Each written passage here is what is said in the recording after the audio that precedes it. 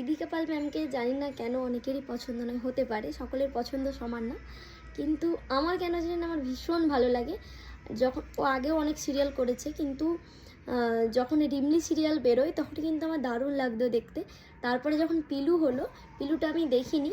আর তারপরে যখন বাংলাদেশে শাকিব খানের সঙ্গে যখন প্রিয়তমা বইটা করলো, অনেক খুঁজেছি, অনেক অনেক খুঁজেছি, তো বইটা 1 বছর পেরোনোর পরে ইউটিউবে আমি দেখলাম, তখন বইটা দেখেছি। তারপরে যত বই এসেছে আমি দেখেছি। প্রজাপতি 2 বইয়ের যে গানটা রিলিজ হচ্ছে, মানে হয়ে গেছে যে গানটা, না তাকাতেই হাসলি কেন বল, গানটা তো আমার ভীষণ ভালো লেগেছে। মানে ঠিক আগের এতে ফিরে যাচ্ছি মনে হচ্ছে। এখন তো এসব গান পাওয়াই যায় না, কীরকম সব বই হয় ভগবানই জানে।